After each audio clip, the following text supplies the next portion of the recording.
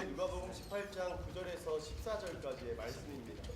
누가복음 18장 9절에서 14절까지의 말씀인데 누가복음 17장 11절에서 19장 26절의 말씀에는 예수님께서 이제 예루살렘에 입성 직전에 마지막으로 이제 전도 여행을 다니시는 어떤 그러한 사역 가운데 있었던 사건에 대해서 말씀이 기록되어 있는 것을 우리가 알 수가 있습니다.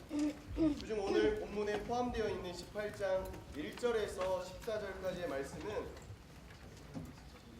기도와 또 기도를 하는 그 자세에 대해서 하나님께서 예수님을 통해서 비유로 우리에게 말씀해 주신 것을 알 수가 있습니다. 사실 오늘의 본문은 아니지만 1절에서 8절까지의 말씀을 보면 우리가 너무나 자주 들어서 알고 있는 불의한 재판관과 또한 불쌍한 과부, 끈질긴 과부죠. 끈질긴 과부에 대한 본문이 나와 있는 것을 알 수가 있습니다. 사실 이 불의한 재판관과 끈질긴 과부에 예수님께서 들어주신 이 비유를 통해서 우리가 알 수 있는 것은 어떠한 상황이 우리에게 주어진다 할지라도 낭망하지 않고 기도할 것을 예수님께서는 우리에게 말씀하고 계셨어요. 그런데 그러한 끈질긴 기도의 태도에 이어서 나오는 또한 오늘의 본문에서는 이 바리새인과 세리가 등장하게 됩니다. 근데 이 바리새인과 세리가 등장하는 이 본문을 통해서 예수님께서는 바리새인과 세리의 기도의 자세를 이제 비교해서 대조해서 우리에게 말씀하고 계신다는 것이죠. 불의한 재판관과 가난하지만 끈질긴 과부의 어떤 이 모습이 대조가 되었다면 오늘의 본문에서는 이제 바리새인과 세리가 대조가 되어지는 것이죠. 사실 오늘 말씀에 나오는 9절부터 14절까지의 이 세리와 바리새인의 비유는 오직 누가복음에만 나오는 그러한 비유입니다. 근데 이 비유는 하나님께서 어떠한 기도에 반응하시는가, 어떠한 유형의 기도에 응답하시는가, 또한 어떠한 태도를 가지고 주님께 나오는 사람, 어떠한 자세를 가지고 주께 기도하는 사람에 대해서 응답하시고 반응하시는지에 대해서 초점이 맞추어져 있습니다. 우리는 늘 궁금하죠. 어떤 사람이 과연 하나님이 사랑하시는 사람인가? 어떤 사람이 하나님이 응답하시고 그의 기도에 귀를 기울여 주시는 사람인가? 나도 그러한 사람이 되고 싶죠. 내가 그러한 사람이 되어서 내가 기도할 때마다 하나님께서 나에게 음성을 들려주시고 사인을 허락하여 주시고 또 내가 예배할 때마다 나를 통해서 하나님의 은혜가 흘러 넘치게 되어지기를 우리는 기도하고 간구하는 것을 보게 돼요. 그런데 이러한 기도와 예배의 응답과 또한 반응에 있어서 우리가 알 수 있는 것은 사회적 지위가 높다고 해서 그 기도의 응답이 더 잘 이루어진다는 것은 아니라는 것이죠. 또 어떠한 세상에서 강조하는 어떠한 권력이나 어떤 특징을 가지고 있다고 해서 어떠한 기준을 가지고 있다고 해서 하나님께서 그의 기도에는 더욱더 귀를 많이 기울이시고 그렇지 않은 사람의 기도에는 귀를 기울이지 않는 그러한 모습은 절대 있지 않다라는 것이죠. 사실 오늘 본문의 말씀을 통해서 우리가 알아야 될 것은 다른 것이 아닙니다. 우리는 과연 어떠한 모습으로 기도해야 되는 것인가?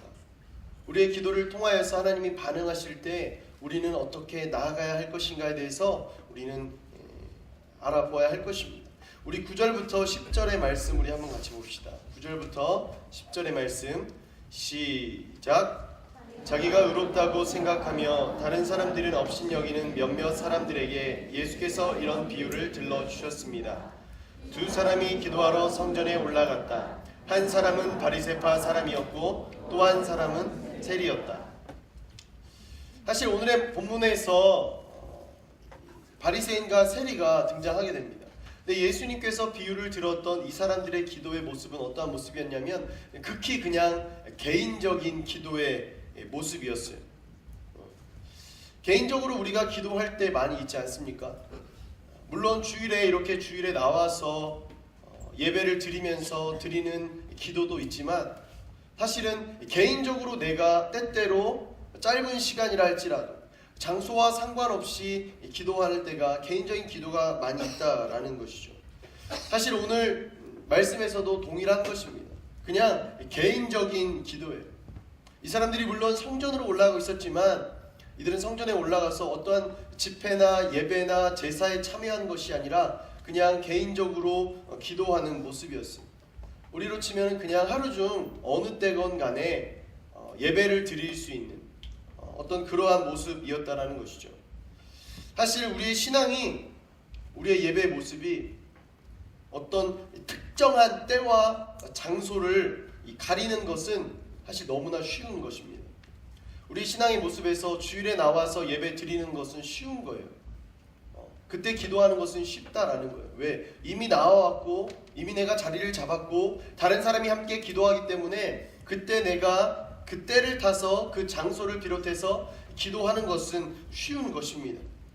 그런데 늘상 경험케 되어지는 일상생활에서 무엇인가를 준비하고 대비한다는 것은 결코 쉽지 않다라는 것이죠. 결코 쉽지 않습니다. 사실 아웃리치를 이제 거의 다 끝나가죠. 괴산팀 올라오면 끝나는 것이죠. 아웃리치를 다녀왔지만 아웃리치 팀장들에게 또 한 번 아웃리치를 가면 좋겠다. 물론 길공동체 아웃리치 팀장들은 좋습니다. 또 한 번 가고 싶습니다 라고 이야기할 것으로 저는 믿어 의심치 않습니다. 그런데 모든 사람들이 그런 거예요. 신앙생활을 할 때 예를 들어 아웃리치 팀장을 맡겼을 때, 나에게 맡겨줬을 때 여름 동안에 한 번의 아웃리치 팀장은, 그리고 한 번에 이것을 섬기는 팀원으로서는 괜찮지만 매일의 삶 가운데 내가 매일매일 아웃리치 팀장 같은 삶을 살아야 한다. 매일매일 아웃리치 팀원과 같은 삶을 살아야 한다. 그러면 굉장히 어렵다는 것이죠. 괴산을 다녀왔는데 괴산에서는 숙소가 본당이에요. 매일매일 4시 반, 5시에 새벽 예배가 드려지는 거예요. 물론 기쁨으로 새벽 예배를 드리기는 하지만 목사님 어려워요 이렇게 이야기하는 거예요. 왜냐하면 저녁에 피드백도 하고 회의도 하고 싶은데 내일 아침에 4시 반에 일어나서 사람들이 오기 전에 이부자리를 다 개고 정리하고 앉았던 것처럼 이렇게 딱 앉아서 자지 않았던 것처럼 예배를 드리려니까 어렵다는 거예요. 굉장히 피곤하다고 이야기를 하는 것이죠.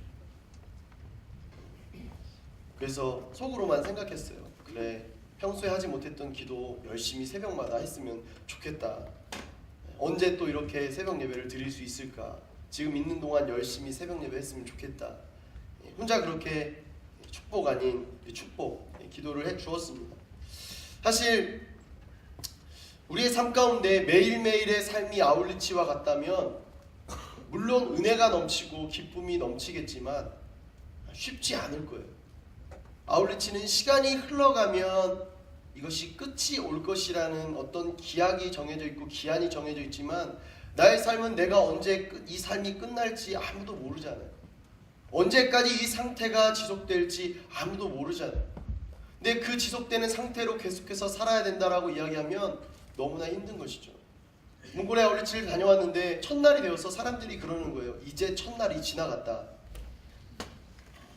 아직도 5일이나 우리에게 남았다니.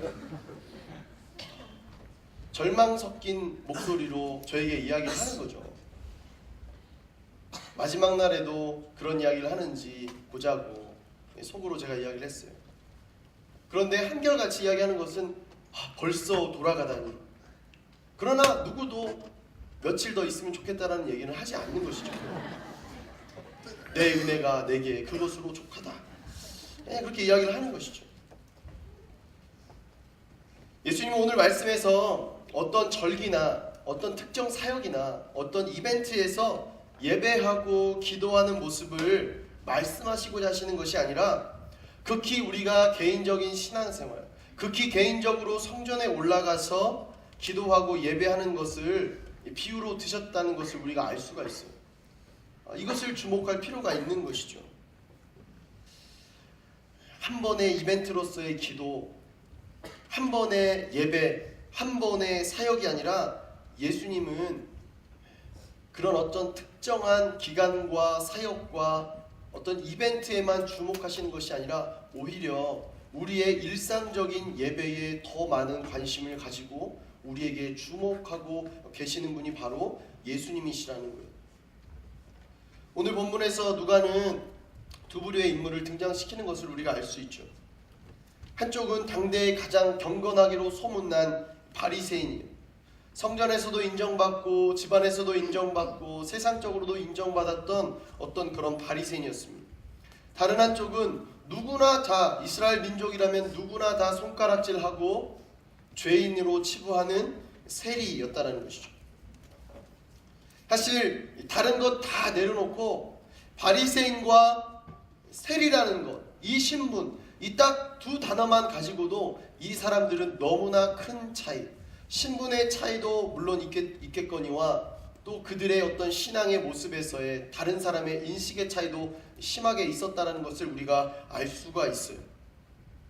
바리새인은 자기가 의롭다고 믿고 다른 사람을 멸시하는 그런 어떤 부류에 속하는 사람이었어요. 또한 세리는 이 바리새인이 멸시하고 또한 이렇게 무시하는 축에 속하는 멸시당하는 사람의 대표적인 사람이었어요.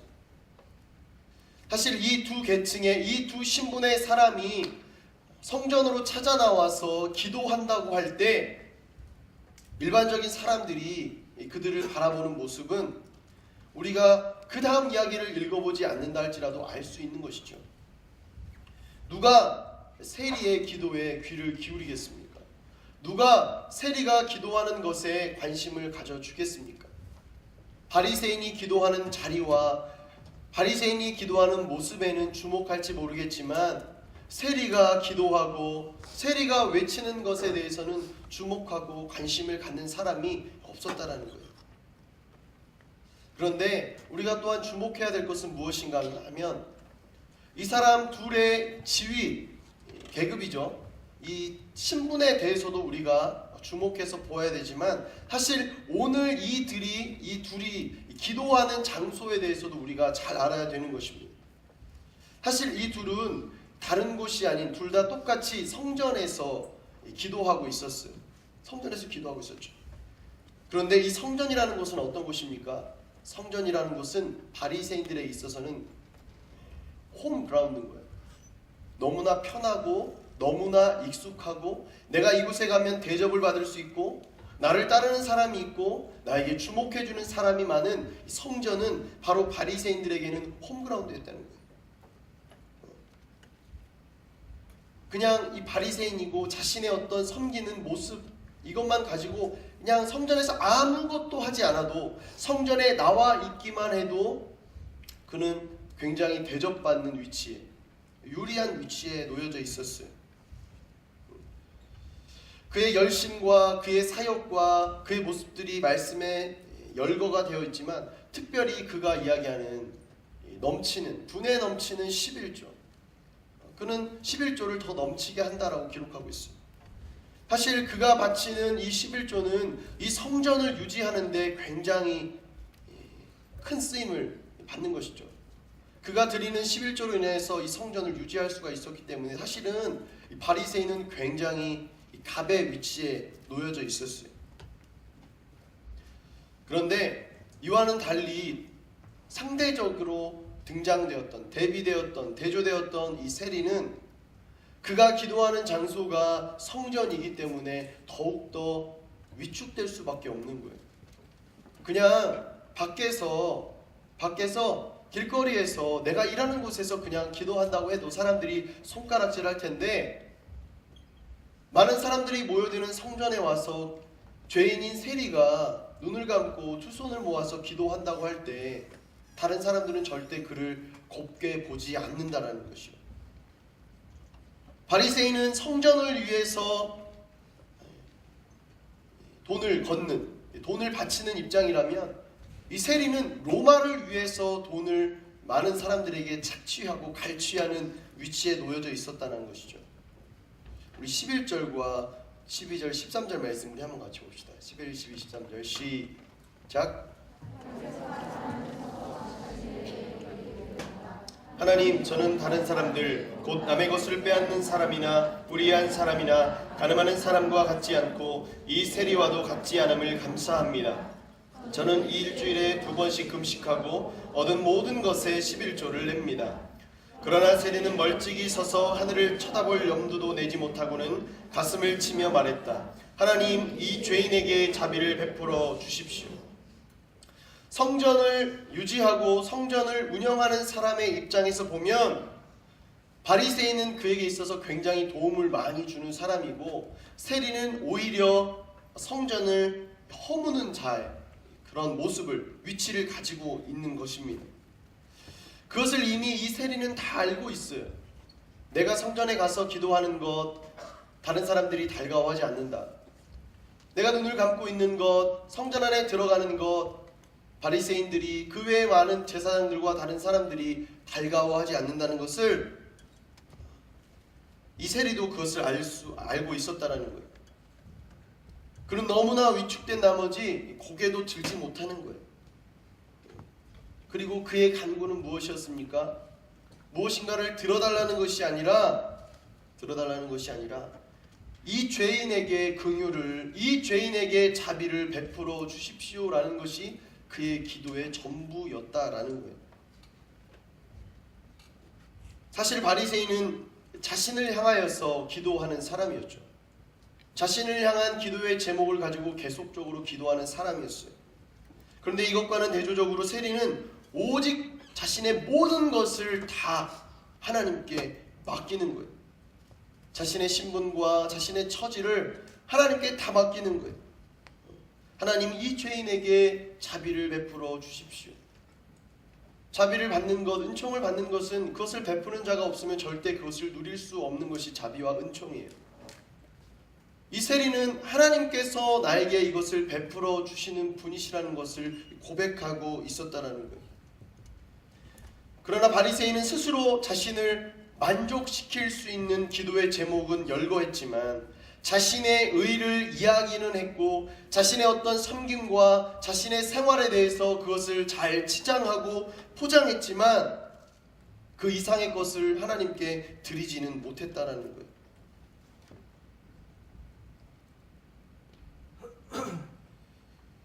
세리는 성전에서 와서 할 수 있는 것이 딱 한마디였다라고 이야기했습니다.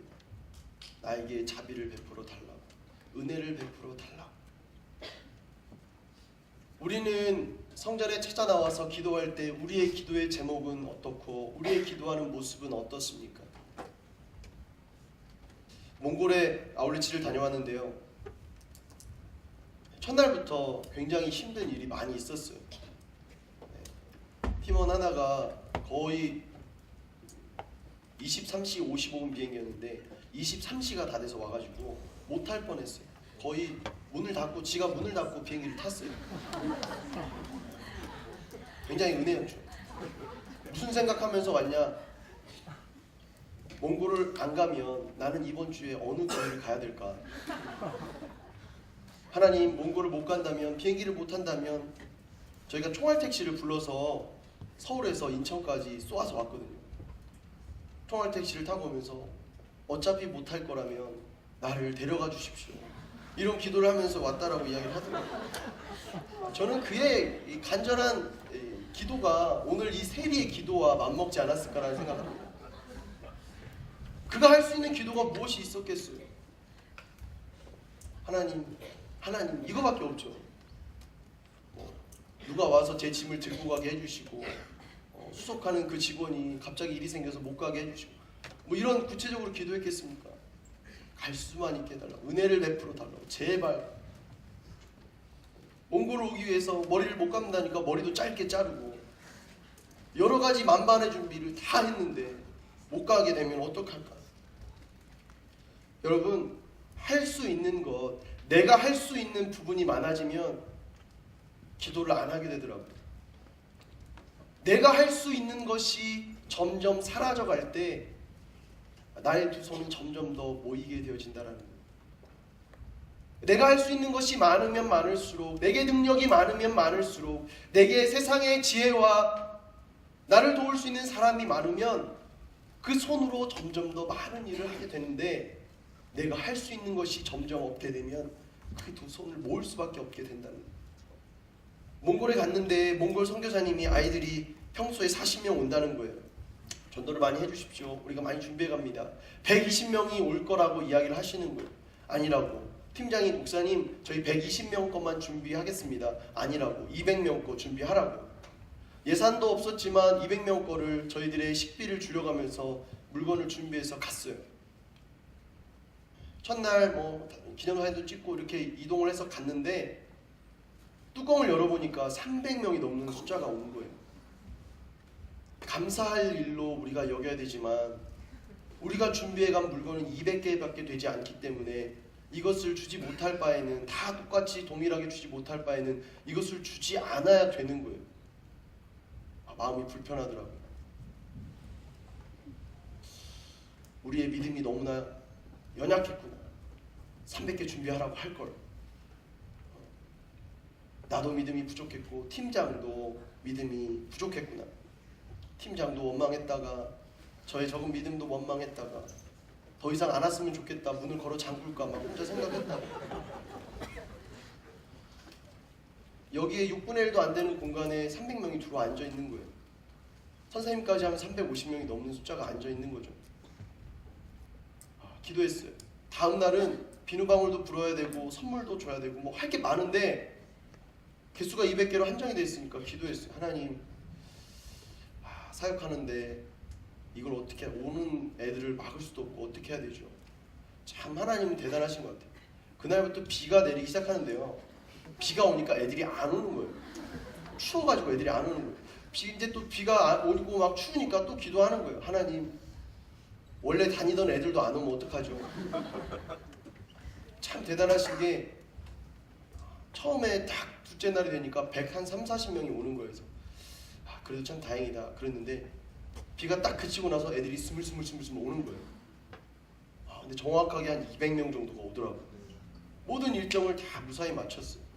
다음 날은 세족식이 준비되어 있었어요. 여러분 300명의 세족식. 저도 그렇게 한 번에 300명을 세족식 해본 적이 없어요. 지체들도 깜놀했겠죠. 물티슈로 닦는다고 생각하고 갔는데 목사님이 세수대야로 해야 된다고. 아무도 300명을 한꺼번에 세족식을 해본 적이 없는 거예요. 준비하면서 물을 떠나르면서 계속 기도하고 지체들은 무릎 꿇은 채로 1시간 동안 인당 20명의 할당단 인원을 계속 하는 거예요. 할 수 있는 게 기도밖에 없는 거죠. 하나님, 저 지체는 비위가 너무나 약한데 약한 비유가 강해지게 해달라고 기도하는 거죠. 물을 나르는 사람이 저 말고는 다 몽골 사람들이었는데 이 사람들이 자꾸 이상하게 나르는 거예요. 한쪽 발만 씻어도 두 쪽 발을 씻었는지 한쪽 발을 씻었는지 착각할 정도로 굉장히 더러워지니까 자꾸 물을 계속 가는 거예요. 그래서 저 사람이 좀 이렇게 지혜로워졌으면 좋겠다. 계속 기도하는 거죠. 여러분, 내가 할 수 있는 것이 많아지면 많아질수록 우리의 무릎은 꿇는 횟수가 줄어드는 거예요. 내가 할 수 있는 영역이 많아지면 많아질수록 하나님께 기도하는 나의 시간은, 하나님과의 교제의 시간은 줄어든다라는 거예요. 때로는 내가 할 수 있는 것이 없을 때 너무나 답답하고, 하나님, 이 노릇을 어떻게 하면 좋습니까? 이 노릇을 어떻게 하면 좋습니까? 가슴을 치며 기도할 때가 있죠.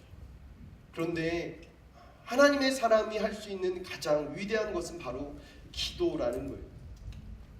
나를 도와줄 누군가를 찾고 전화하고 연락처를 뒤지고 나의 스펙을 키우고 나의 능력을 키우는 것이 먼저가 아니라 하나님의 사람에게 있어서 가장 먼저 해야 될 것은, 가장 위대한 것은 바로 기도라는 것이죠. 오늘 말씀을 통해서 예수님은 그것을 이야기하고 싶으신 거예요. 바리새인의 어떤 외적인 모습, 그가 가지고 있는 것, 성전에서의 그를 대하는 많은 사람들의 태도, 그가 누리고 있는 것들, 그것이 전부가 아니라고 이야기하고 계시는 거예요. 오히려 손가락질을 당하고 사람들에게 멸시와 천대를 당한다 할지라도 세리의 기도가 훨씬 더 능력 있는 기도라는 것을 지금 예수님께서 말씀하고 계신다는 거예요.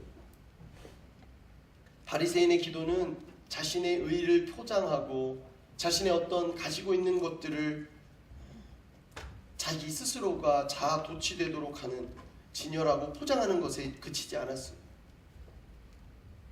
그러나 세리는 온전히 하나님께 모든 것을 다 맡겨드리는 모습이 있었다라는 거예요. 이것을 통해서 우리가 알 수 있는 것이 있습니다. 우리의 기도는 다른 사람이 들으라고 하는 기도가 아니라 내 귀에 들리라고 하는 기도가 아니라 나의 마음을 시원케 하기 위해서 드려지는 기도가 아니라 오직 아버지 하나님이 들으실 수 있는 듣고 기뻐하시는 기도가 되어야 한다라는 사실입니다. 사실 이 비유에서 많은 사람들이 예수님의 이야기를 듣고 있을 때 아무도 상상하지 못했고 기대하지 못했던 반전이 있었던 것이죠. 우리 14절의 말씀 우리 한번 같이 봅시다. 14절의 말씀 시작.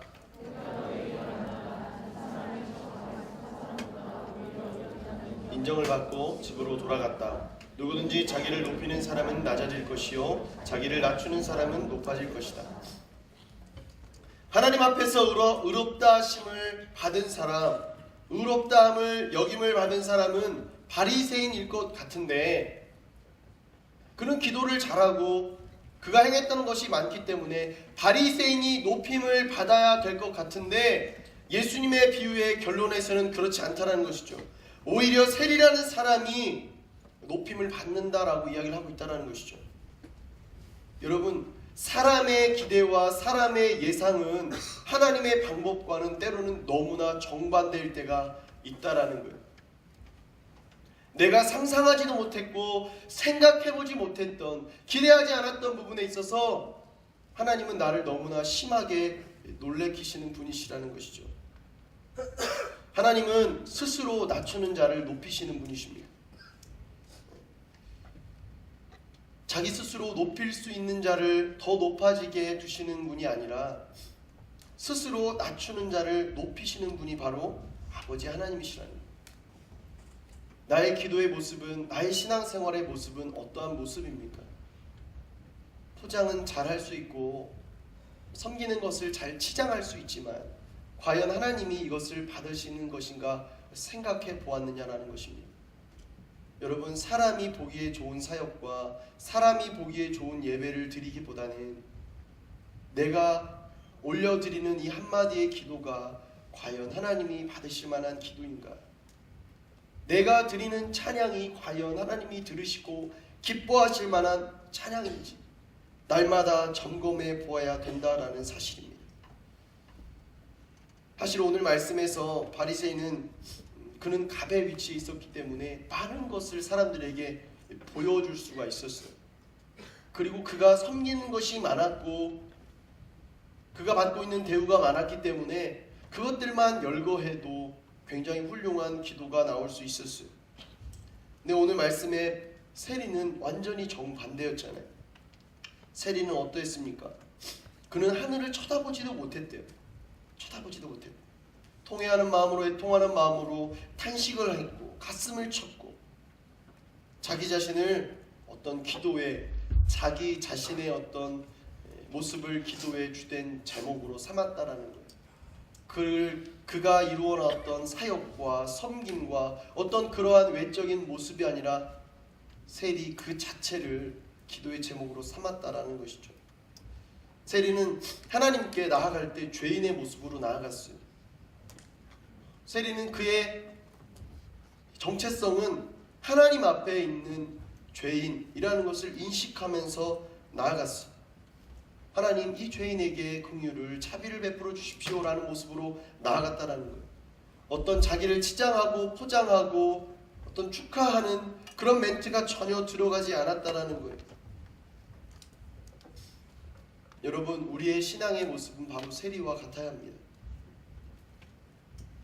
내가 하는 사역이 내가 아니에요. 내가 섬기는 어떤 모습이 내가 아니에요. 그냥 나. 하나님 앞에 서 있는 그냥 나를 하나님께 올려드릴 수 있는 우리의 모습이 되어야 한다라는 사실입니다. 나를 평가하는 것 내가 아니에요. 사람이 아닙니다. 나를 평가하시고 나를 긍휼히 여겨주실 분은 바로 아버지 하나님, 오직 주님뿐이시라는 거예요. 오늘 본문에서 예수님의 평가로 이 본문이 마무리되는 것을 볼 수가 있습니다. 예수님께서는 세리의 겸손함을 인정해 주세요. 하나님 앞에서 인정받는 사람, 이 비유에서 하나님께 인정받는 사람이 누구라고 예수님이 말씀하시냐면 바리새인이 아니라 세리라는 거예요. 종교인이 아니라 신앙인이라는 거예요. 섬기는 사람이 아니라 예배자라고 이야기하고 계시는 거예요. 하나님이 들으시는 기도는 나를 향한 기도가 아니라 하나님께 긍휼과 은혜를, 자비를 구하는 기도였다라는 거예요. 여러분, 세상에서 나는 높아지고 싶죠. 높아지고 싶습니다. 높은 사람이 되고 싶어요. 그런데 높아지는 최상의 길은 바로 내가 낮아지는 길입니다. 그리고 낮아지는 가장 빠른 길은 내가 나 스스로를, 나 자신을 스스로 높이는 것이 바로 내가 낮아지는 가장 빠른 지름길이라는 것입니다. 우리의 모습 가운데 때로는 허세가, 허풍이, 허영이 깃들 때가 있어요. 그런데 그것은 진짜 내가 아닌 것을 나도 알고 있잖아요. 그것은 포장지일 뿐이잖아요. 요즘 제가 그 카카오 있잖아요. 거기 보니까 불매 운동을 하더라고요. 나는 과자를 샀는데 질소를 주시면 어떻게 합니까? 질소 불매 운동 막 이러면서 카톡을 막 떠돌아다니고 있더라고요. 우리의 모습 가운데 진짜 내 모습이 있어야 된다라는 거예요. 질소가 과자가 아니잖아요. 포장이 과자가 아니잖아요. 열심히 크게 과대 포장을 했다고 해서 그것이 전체 내용물을 대변하는 것이 아니잖아요. 나의 모습도 마찬가지라는 거예요.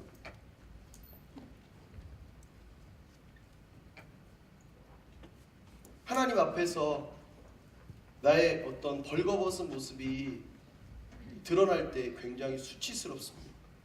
굉장히 마음이 어려워요. 한 번 더 제가 더 경험한 적이 있어요.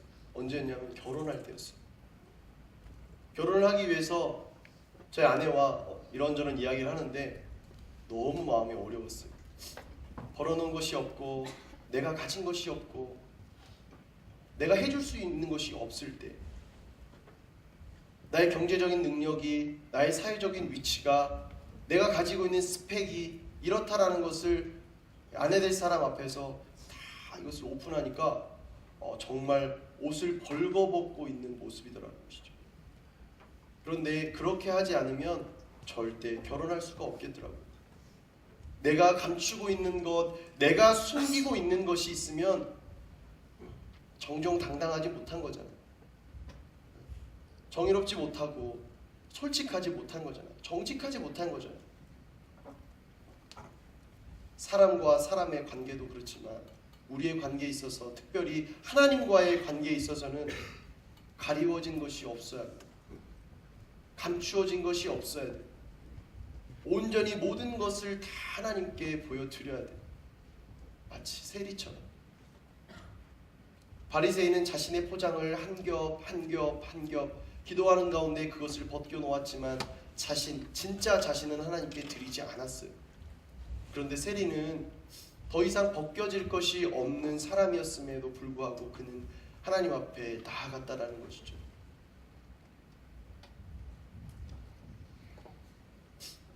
우리가 세상을 살아갈 때 때로는 우리는 바리새인의 모습으로 변해 있다가 또 때로는 무너지고 깨뜨려져서 또 세리의 모습이 우리의 가운데 들어올 때도 있습니다. 오르락 내리락 우리의 삶의 모습이, 신앙의 모습이 롤러코스터를 탈 때가 있죠. 그런데 분명한 것은 우리의 인생에 있어서 그 증폭이 지금은 이렇게 크다 할지라도 하나님 앞에 세리와 같은 모습으로 나아가려고 노력하고 나아갈수록 그 폭이 줄어든다라는 것. 그리고 이제 나를, 정말 진짜 나를 하나님께 올려드릴 수 있는 사람이 될 수 있다라는 사실입니다. 사실 오늘의 말씀의 제목 참된 자기 발견인데, 나를 진짜 나의 모습을 발견하기 위해서는 어떻게 해야 됩니까? 그것은 바로 하나님께 나아가야 되는 것입니다. 나를 포장하는 것은 그냥 포장지로 나를 덮는 것밖에 안 돼요. 진짜 나를 발견하고 진짜 나의 모습으로 하나님께 나아가기 위해서는 계속해서 주께 나아가는 훈련이 되어야 한다라는 것입니다. 우리 기도하며 나아갑니다.